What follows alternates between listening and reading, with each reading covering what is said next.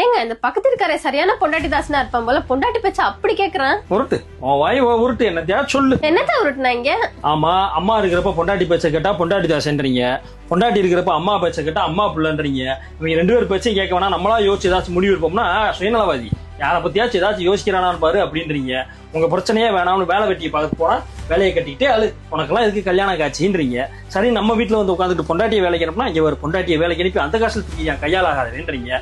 சரின்னு பொண்டாட்டியை வேலைக்கு போவேன் வீட்டுல வச்சுக்கிட்டா இங்க பாரு அந்த பிள்ளை இஷ்டத்துக்கு இருக்க விடுறான்னா எப்படி குடும்பப்படுத்தினா பாரு குடும்பக்காரன் அப்படின்றீங்க. உங்க சங்காத்தமே வேணாம்னு குழந்தைய கொஞ்சலான்னு போனா கொஞ்சம் குழந்தையும் கெடுத்துருன்றீங்க.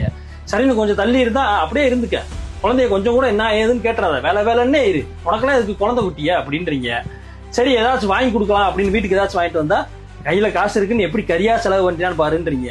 சரி, எதுவுமே வாங்காம இருந்தா கஞ்ச பைய ஏதாச்சும் வீட்டுக்கு வாங்கி தரானான்னு பாருன்றீங்க. இந்த உலகத்துல ஆம்பளையா பிறந்துட்டு நாங்க படுற பாடு இருக்கேன். ஏய் அதை கூட விடு, ஆனா கடைசியில ஒண்ணு சொல்லுவீங்க பாருங்க, உங்களுக்கு என்னப்பா ஆம்பளைங்க ஜாலியா இருக்கீங்க, நாங்க பொம்பளைங்க கஷ்டப்படுறோம்னு. இப்ப கூட நான் உண்மையத்தையும் பேசுறேன், ஆனா கமெண்ட் செக்ஷன்ல வந்து என்ன சொல்லுவீங்க, மேல்ச்சுவானிஸ் எப்படி ஆம்பளைகளுக்கு சப்போர்ட் பண்ணி பேசுறேன் பாரு அப்படின்னு தானே சொல்ல போறீங்க. சொல்லுங்க, என்னத்தையா சொல்லுங்க, நடத்துங்க.